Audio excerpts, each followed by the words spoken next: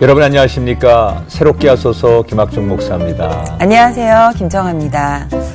누구나 살면서 인생에 지대한 영향을 미치는 존재를 한 번쯤은 만나게 되는데요. 그것이 선생님이나 친구들 또는 부모님이 될 수도 있고요. 때로는 책이나 영화가 그런 영향을 미치기도 하죠. 그런 분을 우리가 멘토라고 하는데 고난을 통해서 인생을 배우고 또 예수님을 통해서 사랑을 배운 그런 분들이 누군가에게 멘토가 되어주고 선생님이 되어주면 정말 멋질 것 같아요. 맞습니다. 네. 오늘 새롭게 하소서에서 모신 분이 바로 그러한 분입니다. 청년들의 삶에 등불이 되어주시는 오늘의 주인공 어떤 분이실지 영상을 통해서 만나보시죠. 이성교제와 성, 연애와 결혼 문제로 고민하는 크리스찬 청년들. 그러나 교회 안에서는 현실적인 답을 제시해주지 못하는 경우가 많은데요. 이런 청년들에게 성경적인 가치관으로 배우자를 찾고 성에 대해 건강하게 접근하도록 알려주는 사람이 있습니다. 수많은 청년들에게 멘토가 되어주는 영원한 청년 박수웅 장로. 의대를 졸업하고 미국에서 전문의가 되어 세상 속에서 명예와 풍요를 보장받는 삶이었지만 코스타 강사로 전세계 예수 대각성 운동 대표로 전세계 각지를 돌며 크리스천을 깨우는 평신도 사역자가 됐습니다. 최고의 경영자이신 하나님을 따라 청지기의 삶을 살아오며 수많은 크리스천들을 변화시킨 그에게 영원한 청년으로 살아가는 비결을 들어봅니다.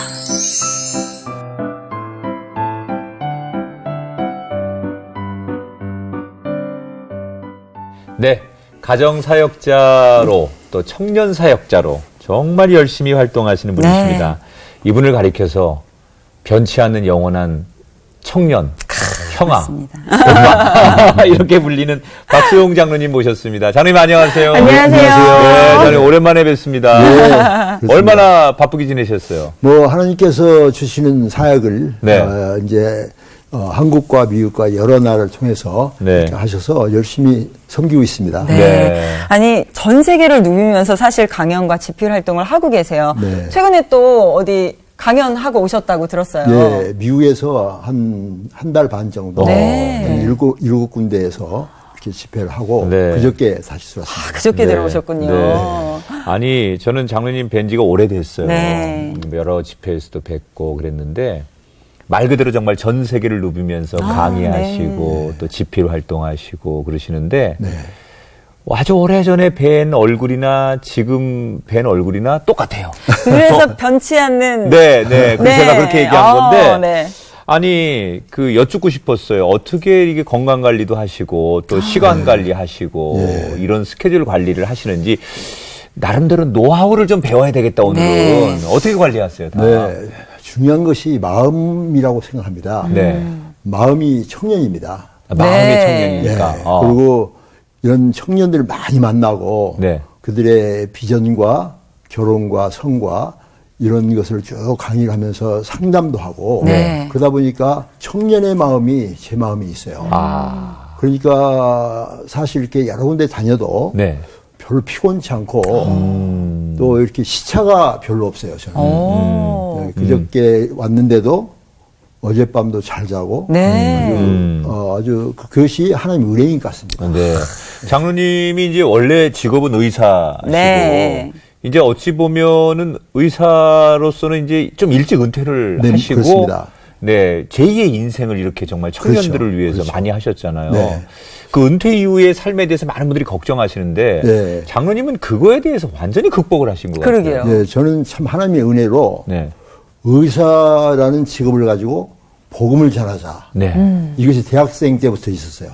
원래 계획이. 그래서 의사를 할 때도 의사만 공부하는 것이 아니라 이 말씀 공부를 좀 열심히 했습니다. 그리고 큐티도 한 4년 정도 계속 하면서 이렇게 말씀을 공부하고 이렇게 훈련받으니까 복음을 전하고 싶은 열정이 생기죠. 그렇죠. 그러니까 하나님께서 그런 기회를 주셔서 제가 이제 코스타랄지 또 자마랄지 CCC랄지 이런 모임을 좀 쭉 하면서 벌써 청년 사역을 시작한 지가 58년째입니다. 그래요.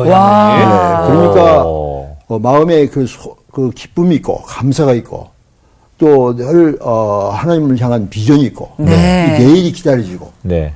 이런 삶을 사니까 제 몸도 거기에 따라가는 것 같습니다. 그렇군요. 마음이 그렇죠. 딱 세팅이 되어 네. 있으니까. 그 비전이 있는 삶은 또 다를 것 같아요. 활력이 맞습니다. 있고 또 하나님 안에서의 비전이라면 더 그렇겠죠. 그렇죠. 우리 청년 사역자로서 주로 크리스천들의 그 연애하고 결혼 또 네. 성에 관한 책을 쓰시고 강의를 많이 해오셨어요. 네.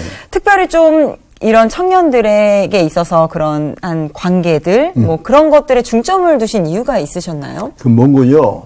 제가 대학교 때 그 의예과를 다닐 때 좀 네. 처음에 좀 방황을 했었습니다. 네. 가치관도 흔들리고 신앙도 흔들리고 네. 또 그 아이덴티티 크라이시스란 말 있잖아요. 네. 정체성이 위기가지고 방황을 하다가 대학교 의예과 2학년 때 네. 이런 부흥회에서 예수님을 인격적으로 만나게 됩니다. 네. 그러니까 원래 우리 할아버지는 순교자시거든요. 네. 신사참배를 거부하시다가 순교하신 분이고 아버지 어머니도 교회를 참 잘 섬기신 분이신데 그리고 모태신앙으로 자라왔기 때문에 그 율법적인 삶을 살았었어요. 네. 그러니까 예수를 믿어도 복음에 대한 이해가 없이 종교적인 열정만 가지고 하니까 굉장히 불안하고 어려웠었는데 네. 대학교 2학년 때 예수님을 인격적으로 만나니까 네. 그 밑바탕의 신앙에다가 체험적인 신앙까지 합해지니까 아. 사명이 생기더라고요. 네.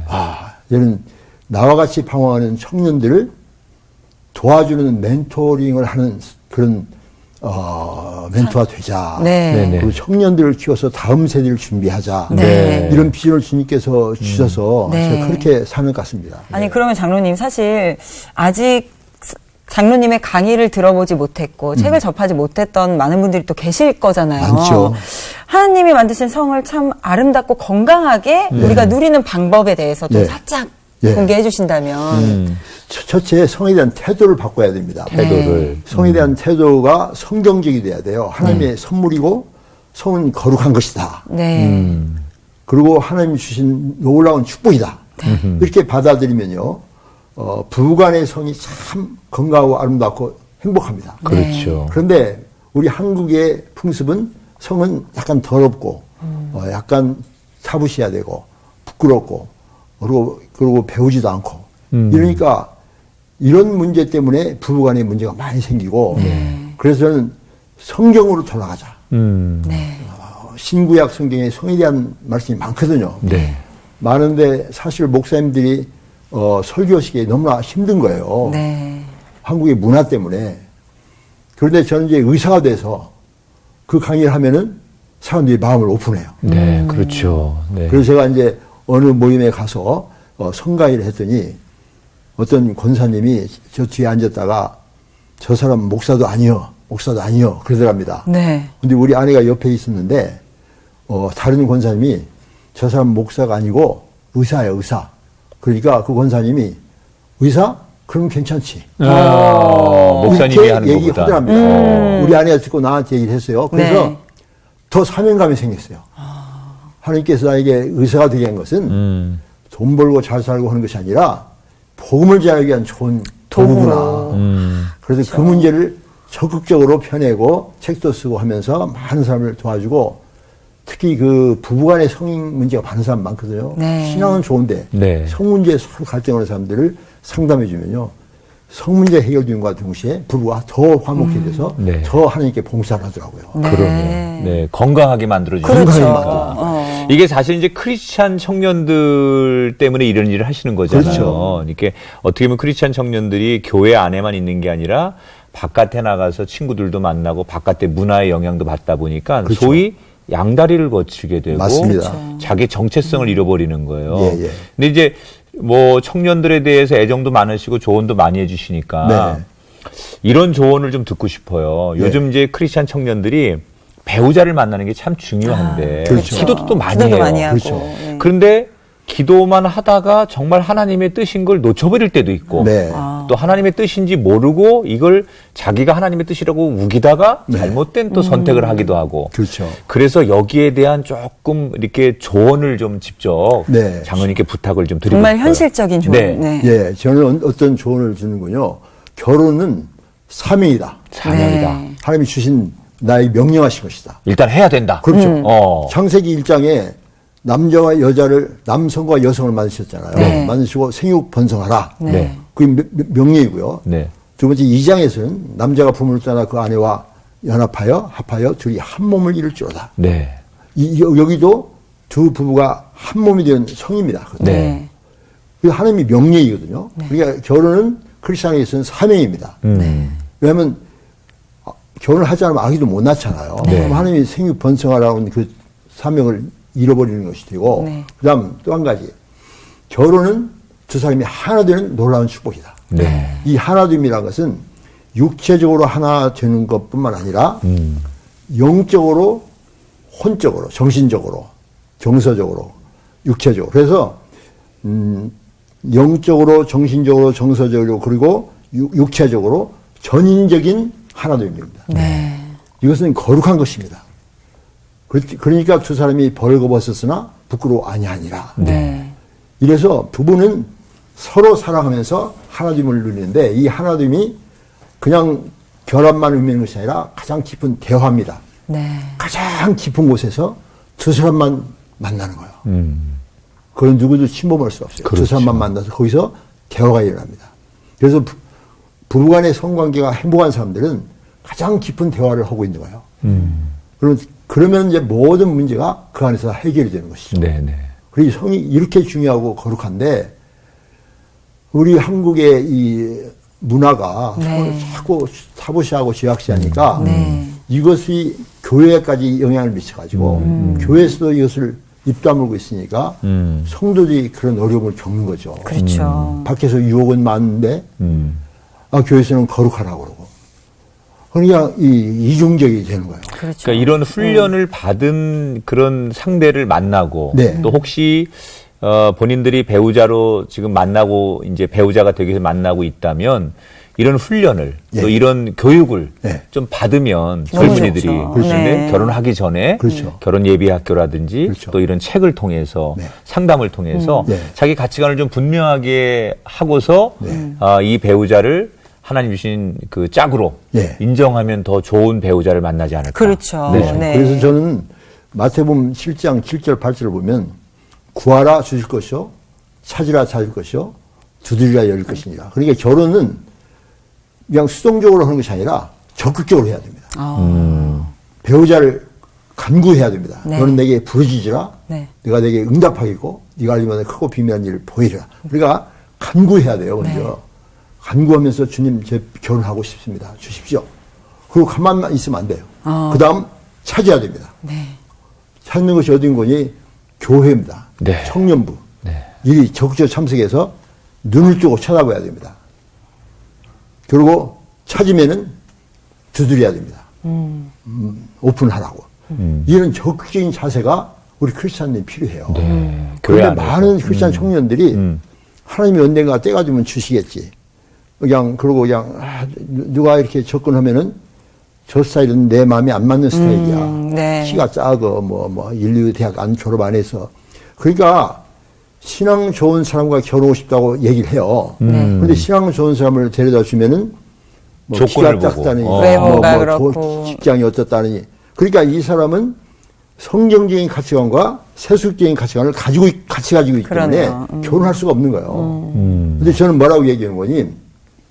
성경적인 가치관을 가지고 지금 내가 보기에 모자라지만 저 사람이 같이 기도하고 같이 대화해 보니까 가능성이 있는 사람이다. 그러면 모자라지만 결혼하라는 거예요. 네. 그래서 결혼하면은 성장이 일어나요. 네. 혼자 있을 때는 성장이 힘들어요. 그러나 결혼하면은 그 삼겹살의 원리에서 계속 성장이 되죠. 저 같은 경우도 결혼하고 저는 급성장했습니다. 네. 제 아내 때문에. 네네. 하여튼 저 자랑을 몇십 년째 하고 다니세요. 그 아내 자랑. 맞습니다. 네. 너무나 고마운 네. 아내죠. 그럼요. 직접 겪으셨기 때문에 또 그런 현실적인 조언을 네. 하실 수 있는 건데 저희가 정말 얘기 듣자 하니까 그렇게 박승우 장로님의 말씀에 힘입어서 결혼을 한 커플들이 굉장히 많습니다. 많았습니다. 굉장히 네, 네. 아니, 어떻게 이렇게 장로님께서 이런 결혼과 연애 전문가가 되셨는지 저희가 한번 파헤쳐 보려고 하는데, 네. 장로님의 성장기는 어떠셨을까 좀 궁금해요. 예, 저도 그 모태 신앙으로 살아가지고 네. 그냥 열심히 교회 다녔는데 네. 체험적인 신앙이 없기 때문에 네. 주님과 나와의 관계가 뭔가를 몰랐어요. 네. 그냥 열심히 다니기만 했죠. 그러다가 대학에 들어와서 그 아이덴티티 크라이시스 네. 홀로 서면서 나는 누군가, 내가 믿는 하나님이 계신가, 그분과 나와 무슨 상관이 있는가, 이런 문제로 1년 이상 동안을 방황을 했습니다. 네. 그때 제가 그 CCC라는 선교단체를 다니면서 거기서 이제 비로소 성경을 공부하기 시작한 거예요. 네. 그러면서 하나님은 누구신가, 예수님은 누구신가, 성령님은 누구신가, 그리고 나는 누군가, 신앙은 무엇이고, 이런 것을 구체적으로 배우면서 점점점 깊이 가다가 어느 부흥회에서 네. 그냥 하나님의 전격적인 은혜로 성령의 충만함을, 성령의 은혜를 받은 거예요. 네. 그래서 제가 그 자리에서 꼬꾸라지면서 그렇게 의심됐던 모든 것이 순간적으로 다 믿어지는 거예요. 네. 그리고 그냥 너무 아름다워요, 세상이. 네. 세상이 너무 아름답고 너무 행복하고, 그 다음부터 저는 주님과 동행하기 시작했습니다. 네. 네. 그것이 제 생활을 이끌어가는 원동력이 돼가지고, 그럼 나는 어떻게 살 것인가? 그러면 어떻게 살? 이제는 제가 의과대학 간 것은 돈을 많이 벌어서 잘 먹고 잘 살자. 원래는 네, 그렇게 원래는 해서 그렇죠. 가셨는데. 그런데 주님을 만나고 나니까 내가 의과대학 간 것은 의사로서 복음을 전하자. 바뀌었군요. 네, 왜냐하면 성경을 묵상해 보니까 예수님이 의사세요. 네. 모든 병자를 다 오셨어요. 그렇죠. 그리고 복음을 전하셨어요. 다니면서. 저도 그 모델입니다. 저도 복음을 받고 넘치는 은혜가 있으니까 이걸 전하고 싶은데, 전을 하면 어떻게 해야 됩니까?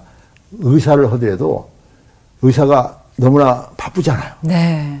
그래서 한가한 과를 택해야 되겠다. 어느 과가 한가한가? 환자한테 매이지 않는 과가 뭔가?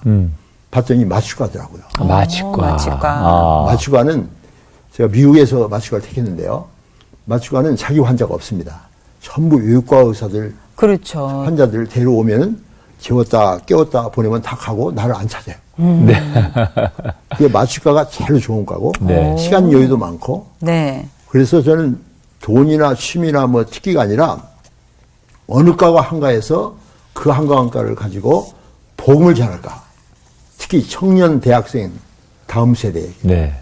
이 소원을 가졌더니 하나님께서 그 길을 쫙 대로로 열어주시더라고요. 네.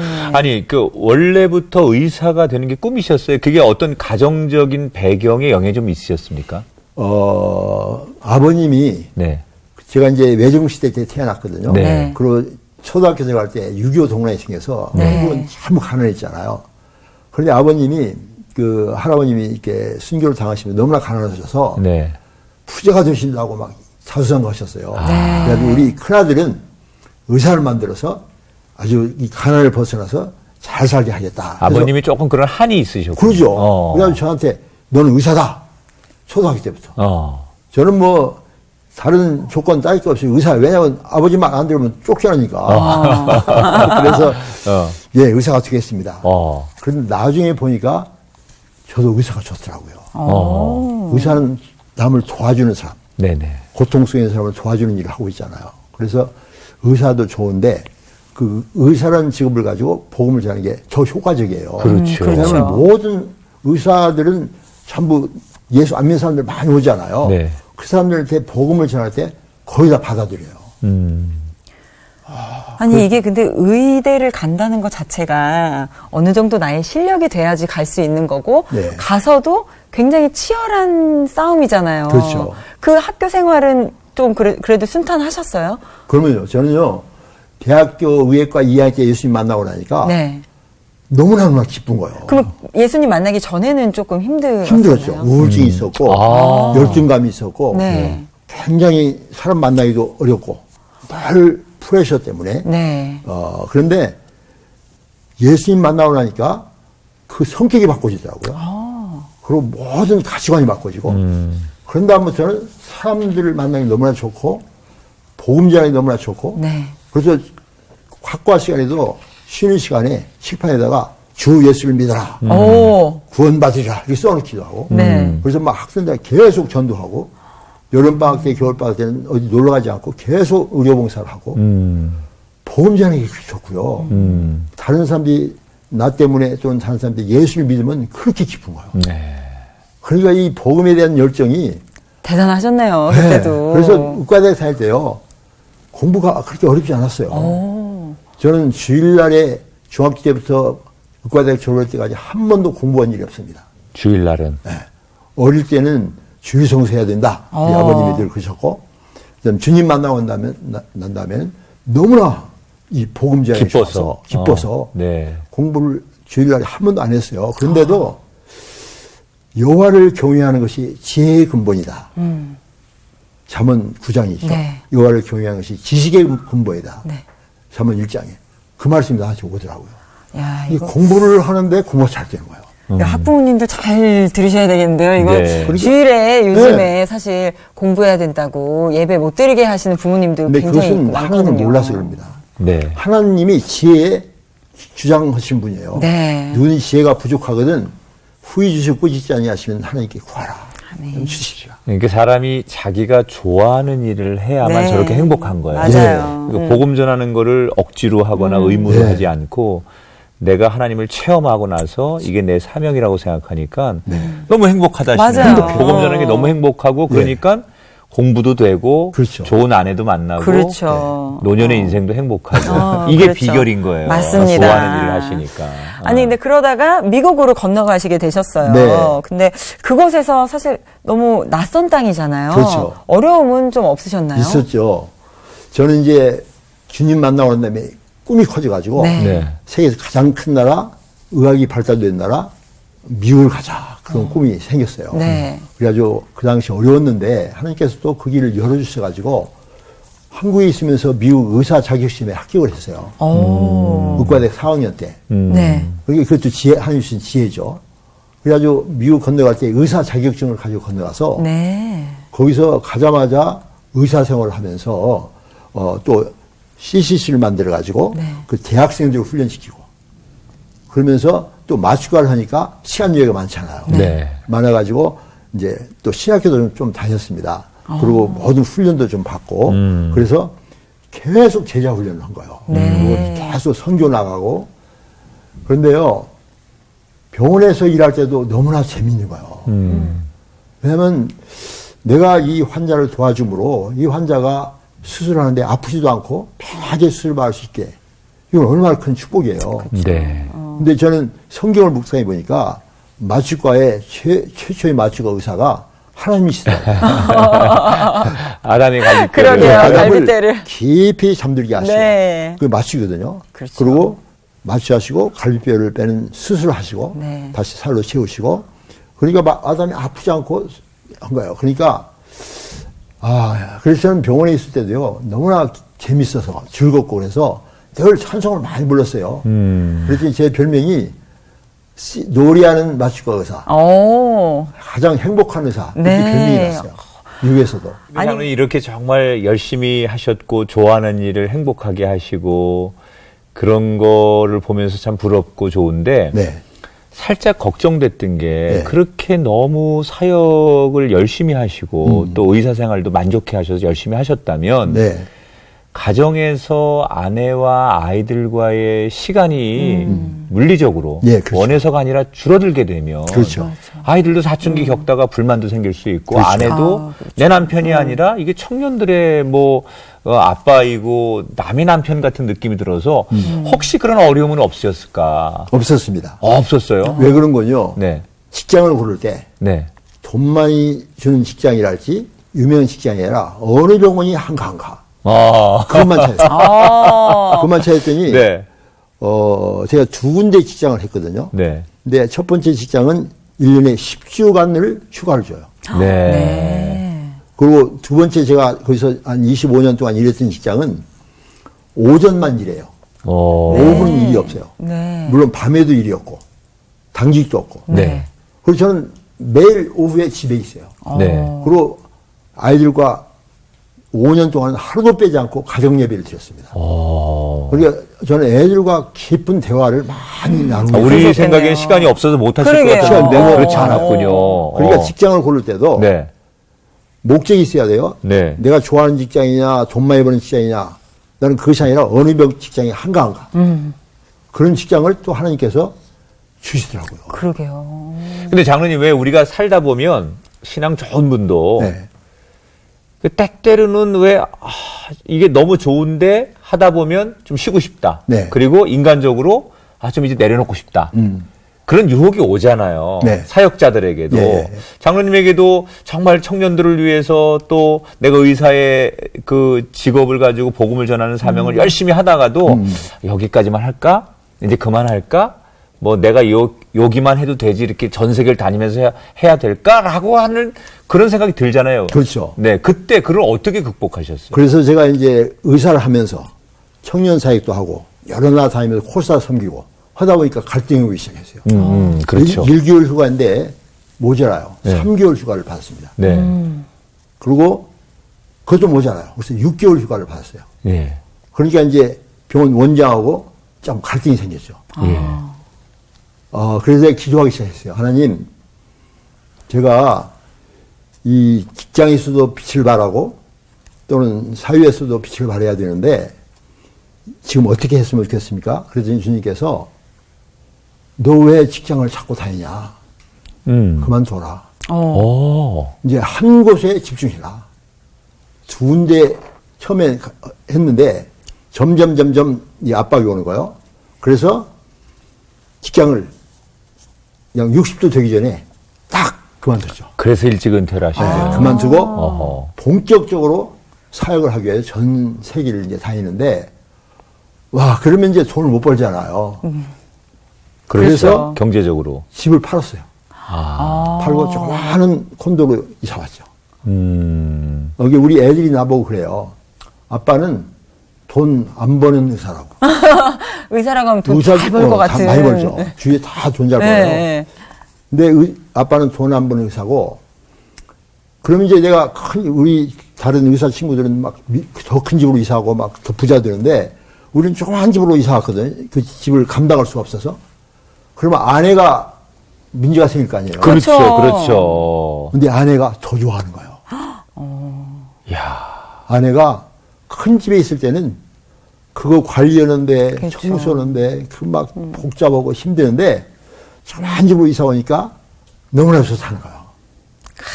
자랑하실만 하네요. 그래서 저는 이제 당신 보고, 우리 아내 보고 그랬어요. 당신은 참 멋있다. 남편이 그렇게 할 때 그냥 불평하고 왜 당신은 그 집도 유지 못하고 더 큰 집 가기는커녕 막 이럴 텐데 돈이 없어서 조그만 집 이사했거든요. 네. 그러니 우리 아내는 더 좋아하는 거예요. 그래서 저는 제가 이제 청년들에게 배우자를 고를 때 저는 우리 아내에서 아무것도 안 받습니다. 제 아내를 만나고 3시간 동안 시간 간직을 했어요. 네. 나는 어떻게 예수님 만나고 어떻게 헌신했고 그리고 어떻게 지금 앞으로 훈련받을 것이고 어떤 비전을 가지고 삽니다. 근데 그런 얘기를 하면 어떤 자매들은요 좀 지루해요. 네. 이제 그만하고 다른 얘기 좀 하시죠. 근데 우리 아내는 감동감화하는 거예요. 네. 그럼 자기 신앙 간직하는데 나도 감동감화가 돼요. 서로가. 네. 네. 그래서 내가 6년 동안 기도했거든요. 기도하고 자꾸 두드렸어요. 네. CC에서 하면서도. 네. 그런데 6년 동안 기도하던 바로 그 자매구나. 다 알아보셨네요. 그래서 3시간 만에 결혼하기로 결정했습니다. 3시간. 우와. 다른 자매 1년도 결정이 안 되는데 네. 이 자매는 3시간 만에 결혼을 결정했는데 그리고 결혼해서 지금 50년이 지났는데 지금도 좋습니다. 할렐루야. 네, 진짜 할렐루야네. 진짜 할렐루야죠, 정말. 사실, 많은 사람들이 바라는 가정의 모습이 아닐까 싶은데, 청년들에게는 어떻게 보면 친근한 정말 아버지처럼, 네. 또 성도들에게는 든든한 장로님으로 사랑받고 계신데, 네. 인기 강사로 처음 발을 내딛게 되신 게, 네. 1993년도에 첫 코스타 강사 때부터라고 그때부터, 들었어요. 네. 하나님이 좀 어떻게 준비를 시키셨는지 그 이야기가 좀 궁금해요. 예, 참 그것도 하나님 은혜인데요. 제가 이미 그 전에 청년 사역을 계속 하고 있었습니다. 네. 그래서 대학에서 UCI라고 하는 그 오렌지 카운티에 있는 대학에서 청년들을 데리고 CCC를 만들어서 계속 제자훈련을 했는데 거기서 이제 어떤 학생이 네. 찬양을 리드하는 학생, 지금 목사님 되셨는데 네. 그분이 장로님은 코스타 가시면 참 좋겠습니다. 그래서 그래 어떻게 가지? 그러니까 그 교회 목사님이 그 코스타 강사셨어요. 네네. 강준민 목사님이라고 해요. 네네. 그분에게 얘기하니까 그분과 연결해서 코스타 강사로 초청을 받았습니다. 네. 93년도에 가서 코스타 강사로 갔는데 첫 번에 얼마나 은혜를 받은지 바로 이것이다. 그때 막 한 1,500명가량 되는 그 유학생들, 박사, 석사 이 코스에 있는 사람들이 그렇게 방하고 있는데 그들과 같이 대화하고 상담하니까 너무나 깊은 거예요. 그래서 네. 그 뒤로 지금까지 계속 지금 코스타 강사를 지금 섬기고 있는데 너무나 감사하죠. 네. 그러게요. 이제 우리 장로님은 뭐 여러 가지 가정에 대한 전문가들이 많이 있지만 네. 장로님의 이제 장점은 성경의 원리를 가지고 맞습니다. 가정은 어떤 것이다. 예. 세상에서 그렇지. 학문적으로 가정에 대해서 또는 상담을 해주는 분들은 많은데 네. 이렇게 성경적 원리를 가지고 이제 가정에 대한 얘기를 많이 하세요. 네. 그래서 장로님이 그동안 연구하시고 하나님의 받았던 은혜 가운데 성경에서 가장 건강한 원리 예. 대표적인 거 몇 가지만 좀 전해 주시죠. 첫째, 그 가정의 중심이 남편이나 아내나 자녀가 되면 안 됩니다. 네. 예수 그리스도가 그 자녀의 주인이셔야 돼요.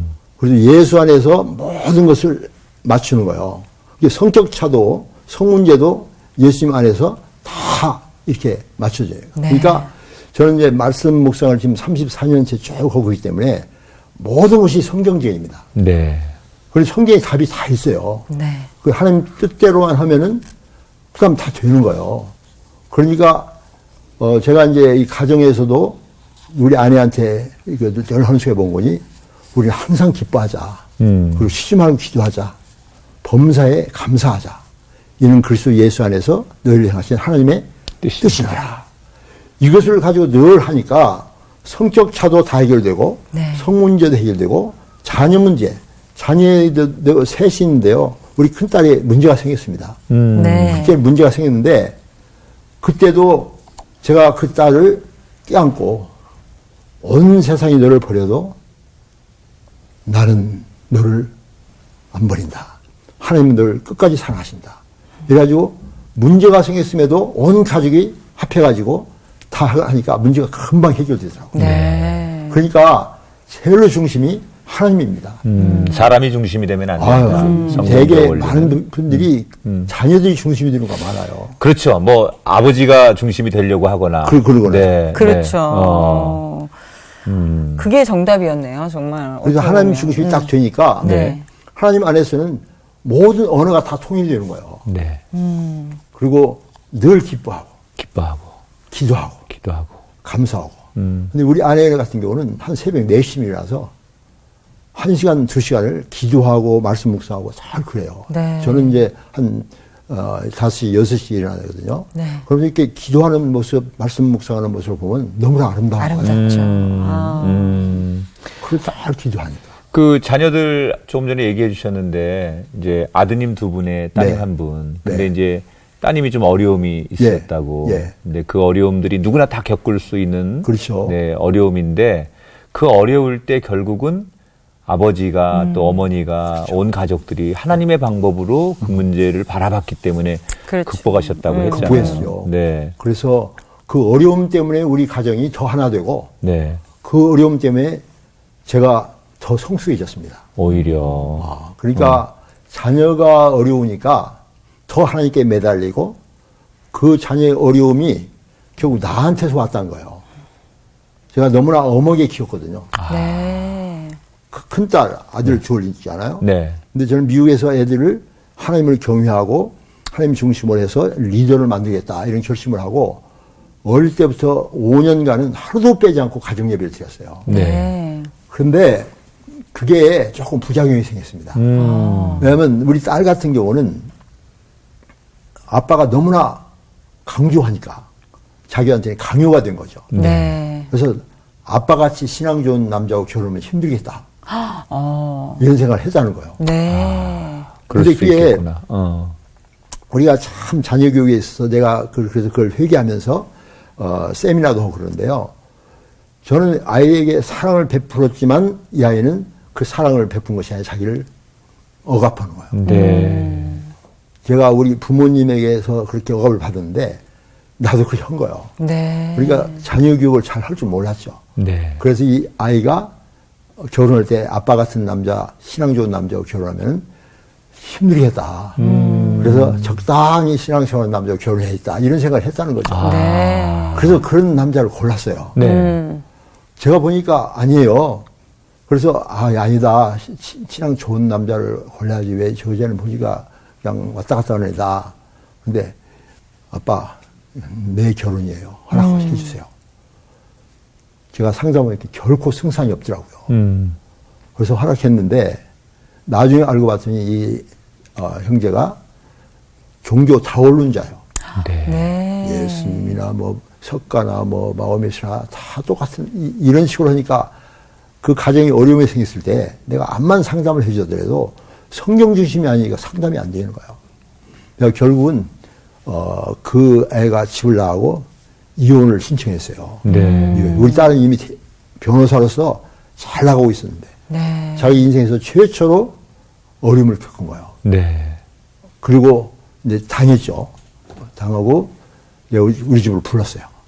그리고 이제 엄마, 아빠, 동생들이 다 껴안고 온 세상이 다 너를 버려도 아빠는 항상 네 편이다. 하나님이 계시잖아. 그래서 자기가 우울증에 빠졌다가 그 가정의 아름다운 사랑의 돌봄으로 네. 빠져나왔어요. 네. 빠져나오고 몇 년 지난 다음에 교회에서 다른 신앙 좋은 남자, 거기도 변호사인데 우리 딸 너무나 좋아하는 거예요. 네. 그래 우리 딸은 다시는 실수하면 안 된다고 그러면서 1년 데이트하는데도 이제 결혼해도 되지 않냐 그랬더니 1년 더 지켜봐야 되는데 첫 번 실수했으니까. 네. 그래서 또 2년 지난 다음에 아빠 됐어요. 결혼하겠어요. 그래서 그때는 정말 믿음 좋은 그렇죠. 믿음으로. 네. 가정도 참 좋은 믿음의 가정이고 그래가지고 지금 결혼한 지가 14년이 지났습니다. 네. 얼마나 둘이서 그래 우리 딸도 굉장히 여성다워졌어요. 네. 그전에는 조금 강한 여성이었거든요. 네. 그래서 우리가 알거니 하나님을 사랑하는 자 곧 그 뜻대로 부르심을 입은 네. 자들은 네. 모든 것이 합력하여 선을 이루느니라. 이 말씀이 우리 가정에서 이루어지고 그 후로부터 제가 깨달았어요.